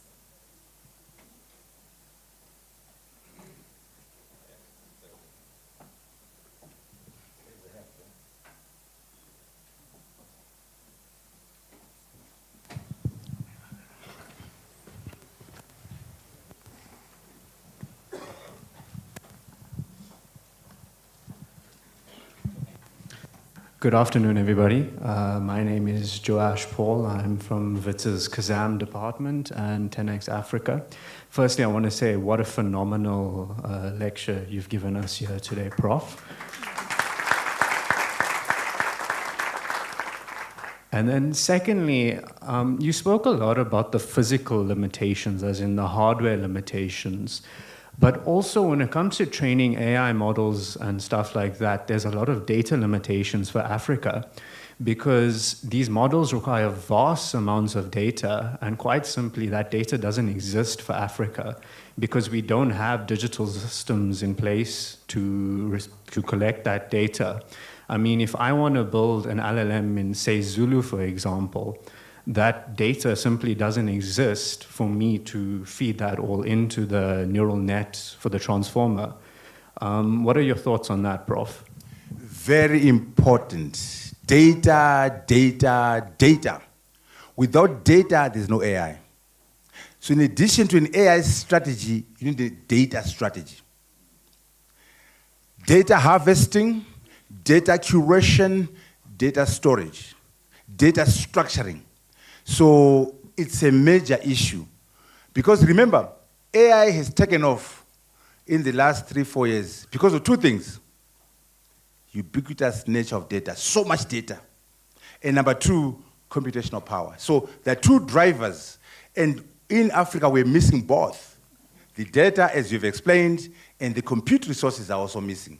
Those two are what has driven AI. So we need to work very actively to harvest data, our data. After harvesting it, we curate it. Because some of the data will be unstructured. You curate the data, then you structure it and you store it. Then you can use that data, massive amounts of data, to do the training. So I agree, we need a data strategy to address that inadequacy. But of course, at the same time, we need the compute resources. Strive Masiwa and his company called Cassava are working with NVIDIA to bring the GPUs into South Africa, into Kenya, into Ghana, Nigeria, and Egypt. That's commendable, but we want to also be involved in the economics of the GPUs, the designing and the programming of the GPUs. But it's a commendable effort to bring the hardware in, but if we don't address the data, then we have issues. Then the talent is also important. The Chinese are producing 1.4 million engineers a year. 1.4 million engineers a year. And the Americans, 100,000. The Chinese, we can learn a lot from them on everything. You know, right now, EVs, electric vehicles, 7% of the world's EVs are coming from China. 80% of the solar panels, China. 43% of the patents, China. So let us learn from India, from Singapore, from China. In the book that I did on the Global South, I have 10 case studies. I look at South Africa, Rwanda, Kenya, Mauritius, and Zimbabwe. Then I look at Singapore, Malaysia, UAE, India, and China. In Africa, just so you know, Rwanda is #1 in terms of thought leadership. South Africa, you're a distant third, according to me. You got a big economy, you got lots of muscle, but your thought leadership is third. #1 is Rwanda, #2 is Kenya. AI vision, AI strategy, AI implementation matrix, they've moved. They might not have the money, but the thinking is ahead. UAE is very interesting that the first one that came up with a minister of AI. Most of these places, AI is like in ICT. AI should stand on its own and have a minister who goes to cabinet to discuss AI and nothing else.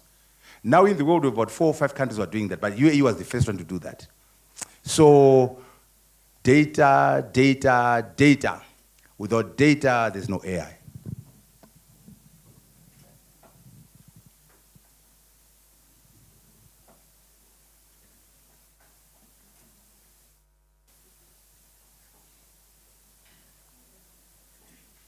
Whilst we wait for the mic, Prof, you spoke about patents, right? Yes. In Africa, we contribute about 1.5%. How do we, because in order for us to improve with our AI and capability, we also need to improve in terms of our innovation. Very important. That's why that #2 thing is very important for us.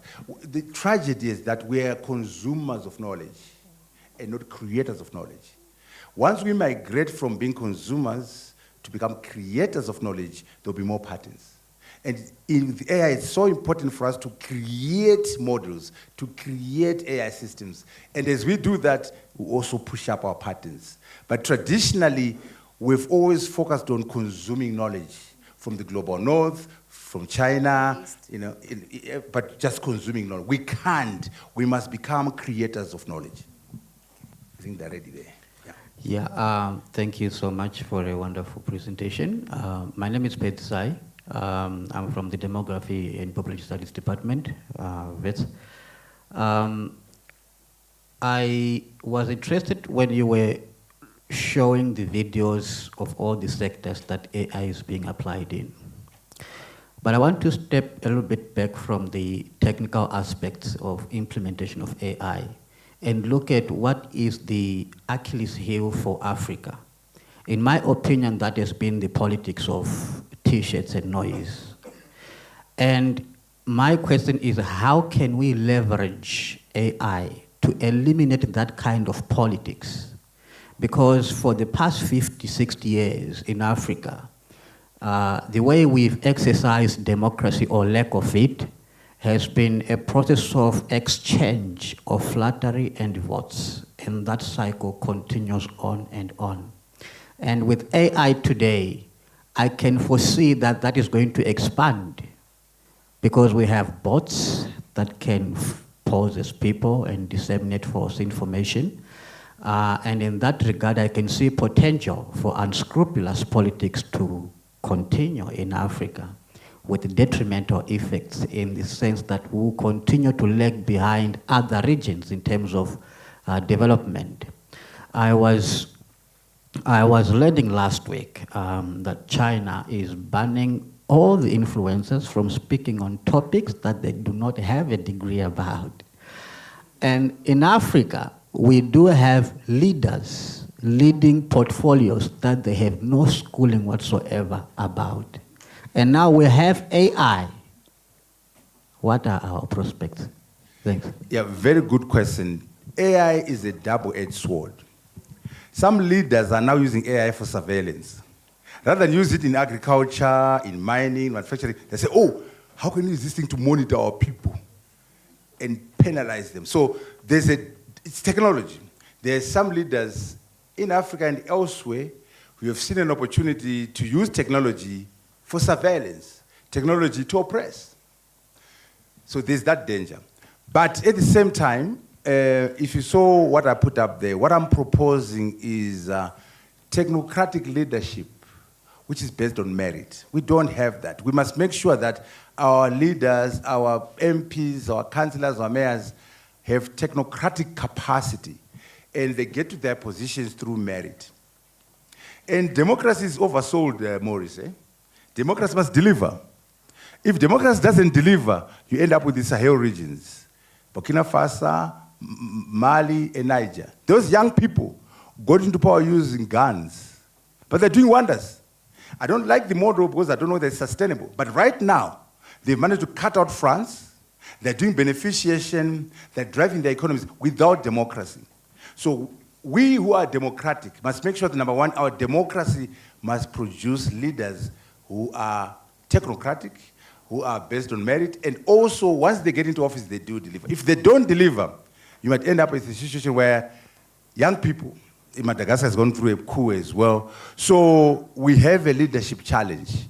Also, let's move away from too many lawyers. I mean, I love lawyers, but too many lawyers and historians running countries. What about engineers? How about medical doctors, physicists? The last 5 presidents of China, go figure them out. Electrical engineering, civil, mechanical.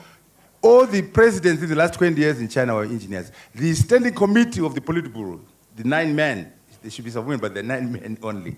They are very technical. They're very, so, and by the way, the Chinese are doing these things without democracy. Eh? They have their own system called selection plus election. I don't know what that means. they say selection plus election. It's a very interesting model, but for them, it's delivering. So, again, why don't we be creative enough as Africans and come up with systems that do deliver? But you're very correct, unless we fix the leadership. But if you want, you could use AI to promote transparency, accountability, to allow for free and fair elections. You can use blockchain to make sure the elections are free and fair. But unfortunately, it takes a leader who means well to use technology for good. So, as I said, all these things will rise or fall on leadership. So we have work to do as Africans.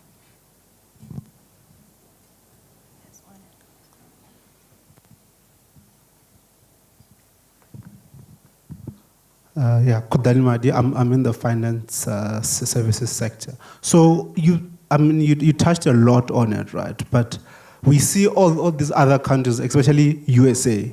USA's legislation runs behind the technological advancements, that you find that the technology gets there and then after that, there is legislation, where particularly in SA, legislation sometimes runs ahead of how fast we developing, right? And that it stifles that advancements that we need. So how do we then have both, right? How do we have a private sector that's thriving and influencing government, and also have government watching over that? Because we see that the private sector is speaking less to government. They do whatever they want to do on the side, and government does whatever they want to do on the side. That's why the private sector does not invest in South Africa. They're very liquid, but they're not investing back because they want to have a say, but they can't.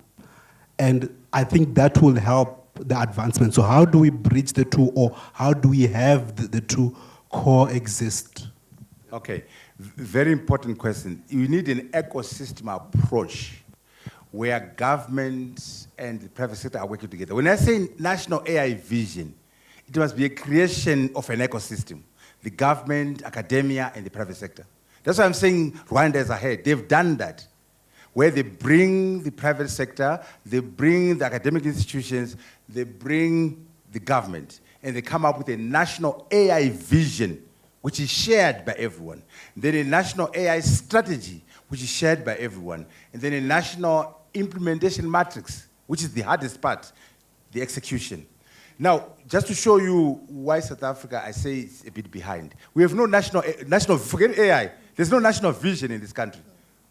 When I say national vision, it means a vision shared by MK Party, EFF, Malema, and ANC and DA.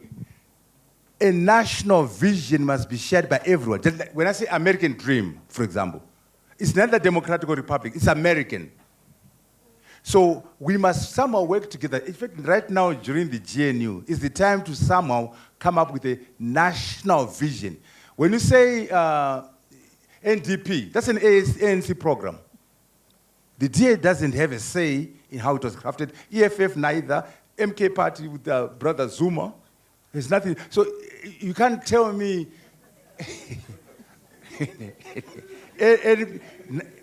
So we need a national, which is the point I'm making. We need to bring everyone together, the different political parties and the private sector and the academy, and come up with a national AI vision.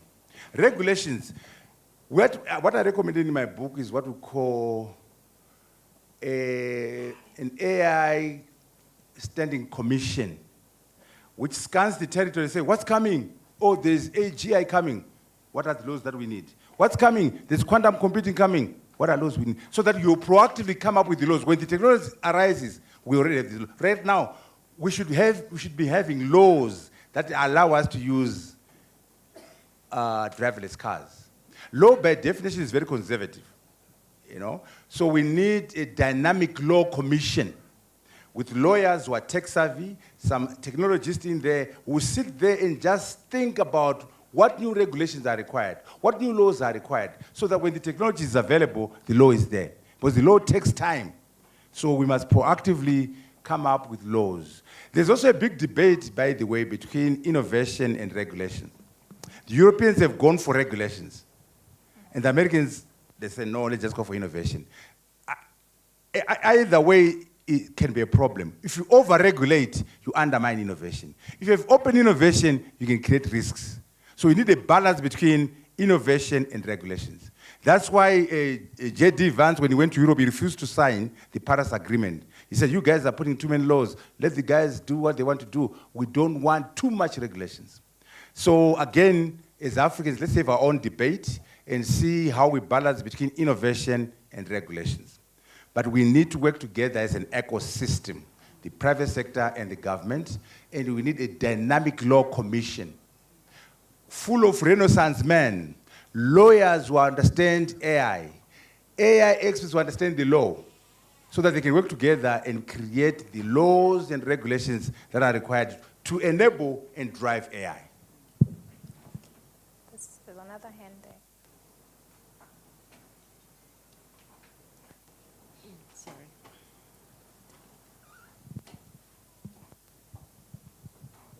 Good evening, Prof, and good evening, ladies and gentlemen. My question is related more to practicality and time, the timeline. When we're thinking of a system that combines African leaders and African countries, an AI system that allows Africa to have its own.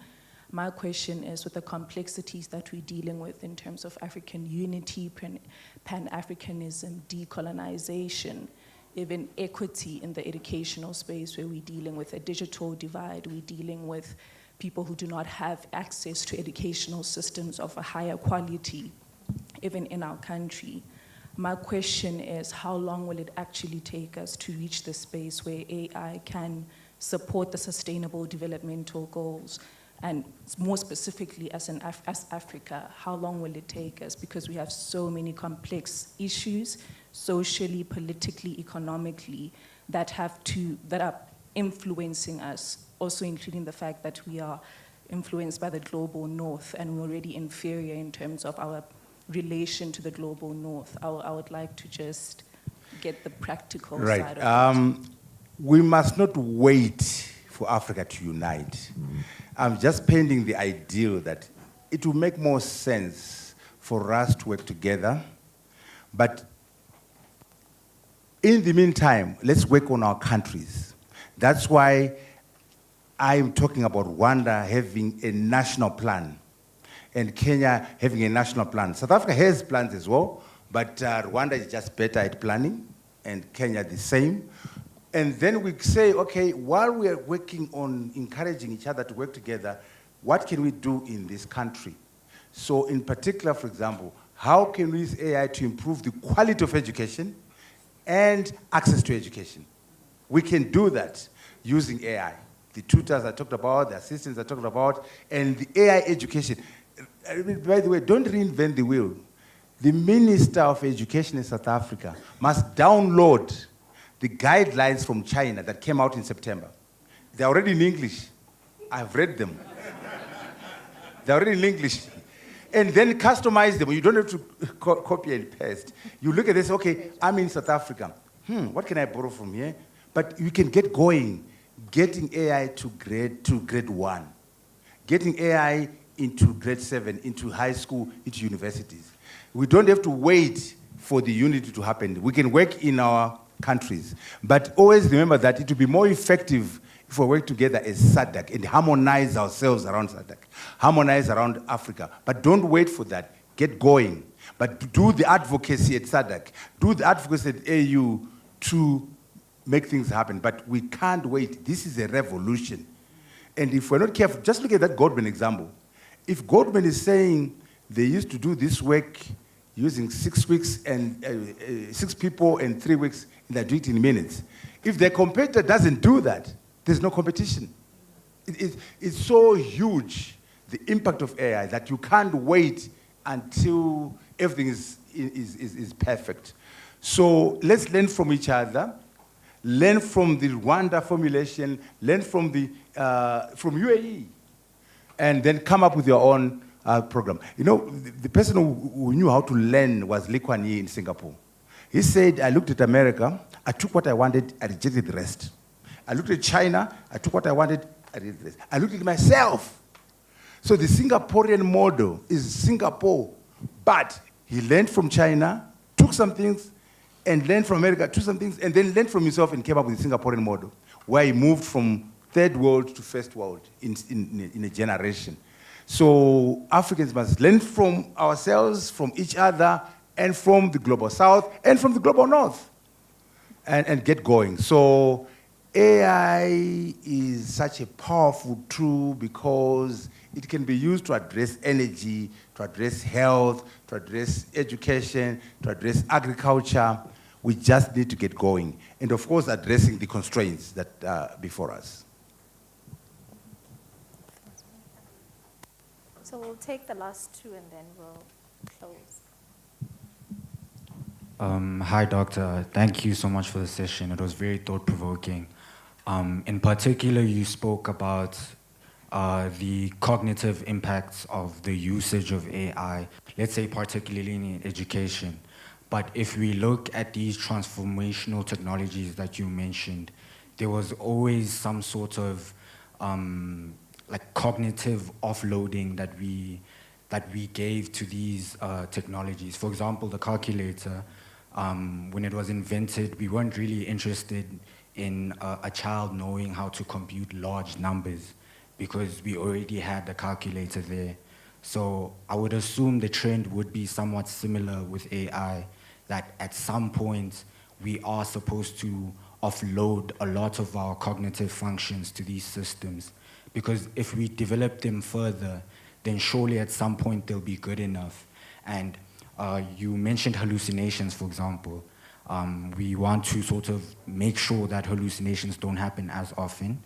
But as these AI systems develop, the hallucinations would be the same as, for example, a human making a mistake. So if we were to have a human in the loop, humans a lot of the times do make mistakes. And I think these hallucinations are the same as, let's say, a human making a mistake. So they're not as much of a problem as, or the way in which I would see them. I just wanted to know maybe what your opinion on that is. Hallucinations. ChatGPT 5, they claim that they've reduced the hallucinations. But the reason why you get hallucinations is because your prompts are not tight. Do you know you can tell this AI system, please give me this information. Use journals from America or from... Don't give me fictitious... You can give it instructions. Don't give me fictitious journals. So if you give it so many instructions, there's a way to avoid hallucinations. If you are very generic, the problem with AI, it cannot say, I don't know. Because what AI does is just predict the next word. That's how it works. It predicts the next word. So to go ahead and predict and create a fictitious... So you got to give it a very detailed set of prompts. That's why I'm saying you must mark the prompts.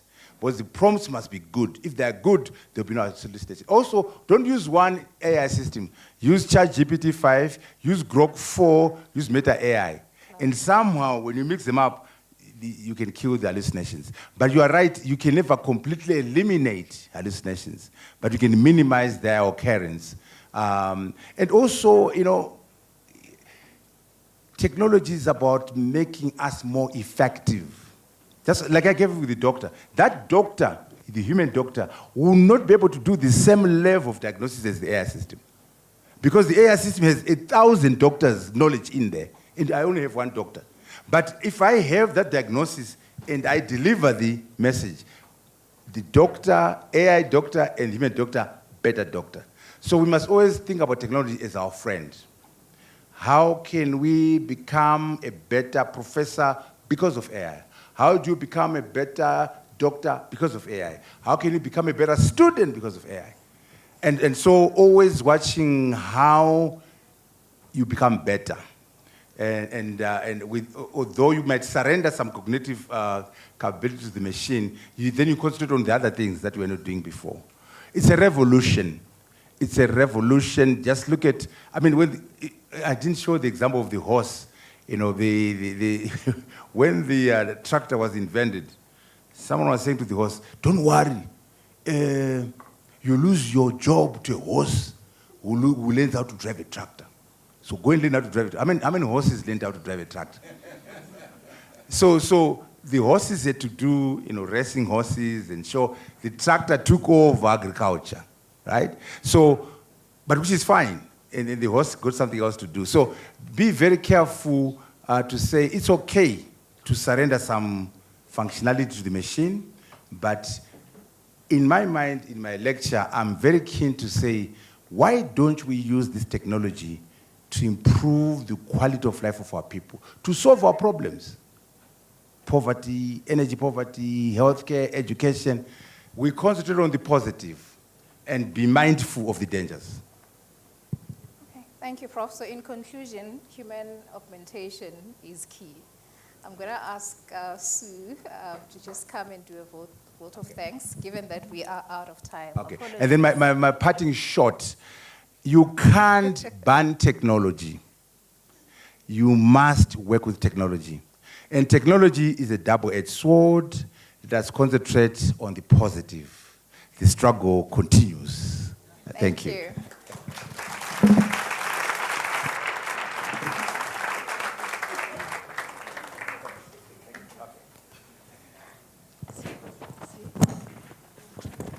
Thanks. Wow, that's not fair. I've got to follow that act. Okay, so I've been asked to, on behalf of CAPSI, to give a vote of thanks and to thank everybody for being here today.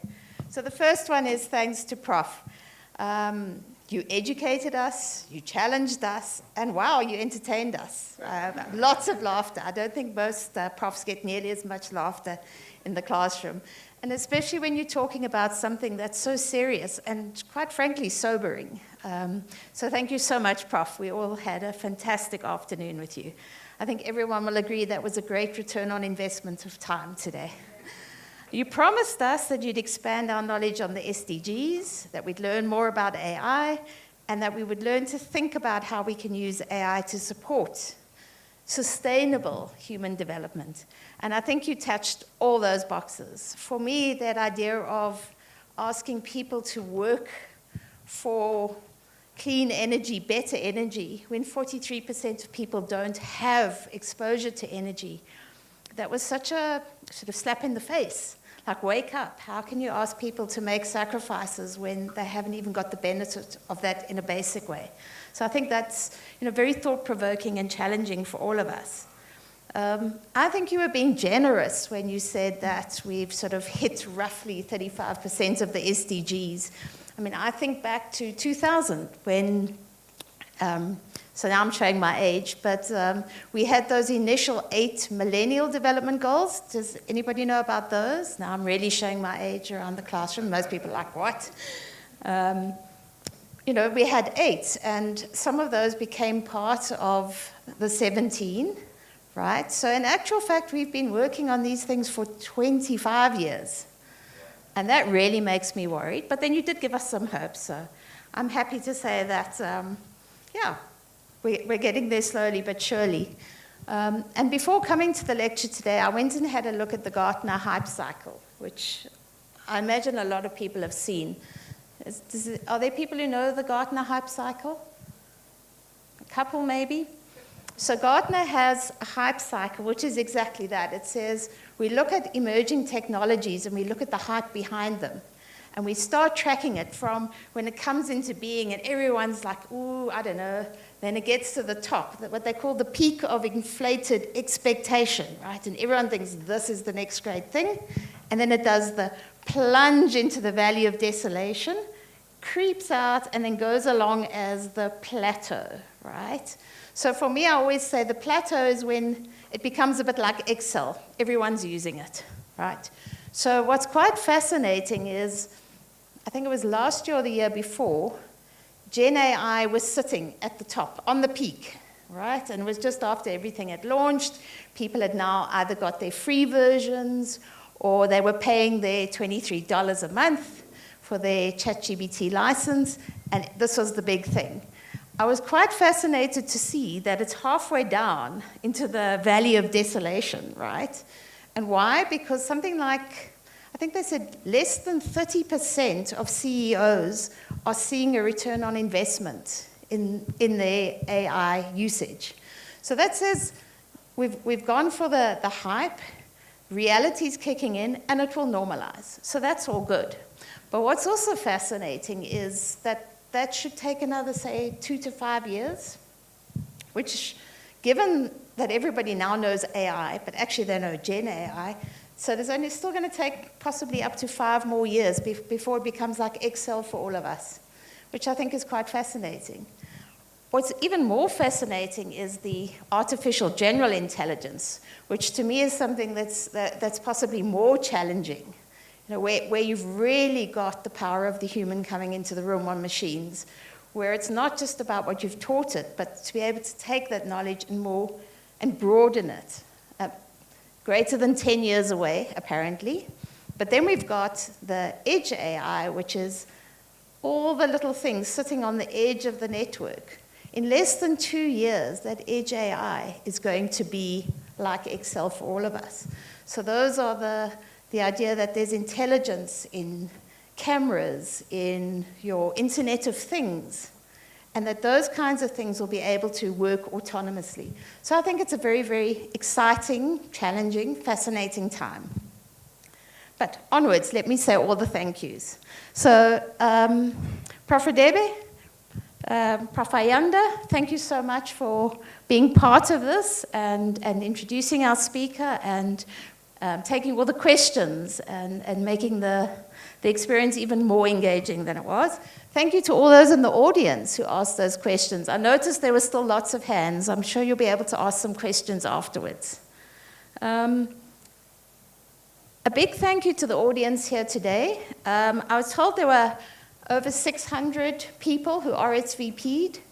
I gather there's 80 to 100 people online at the moment, so thank you to all of you for the interest. I know it's a very topical topic at the moment, and I think that we will probably be back looking for more presentations going into more detail in particular areas going forward, because clearly there's the interest.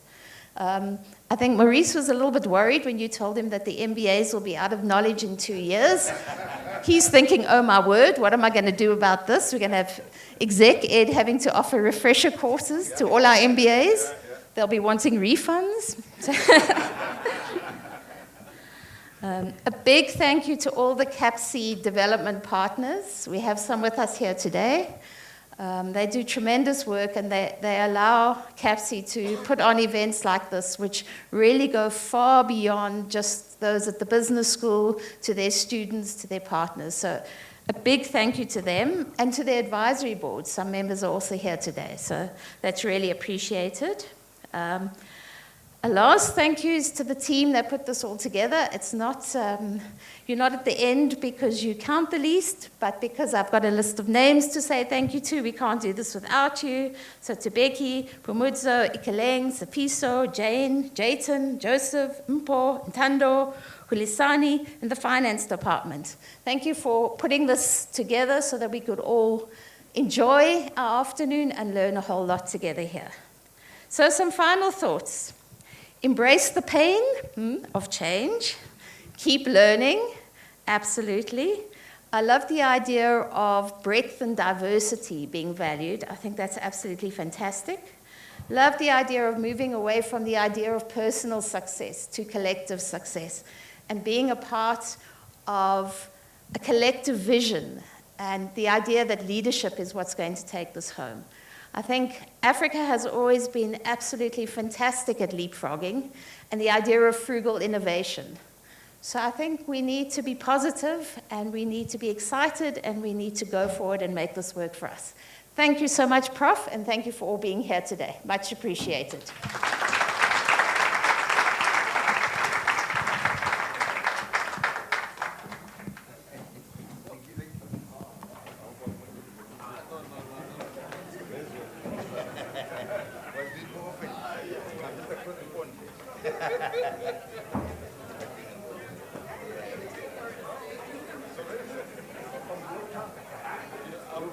I'm a businessman.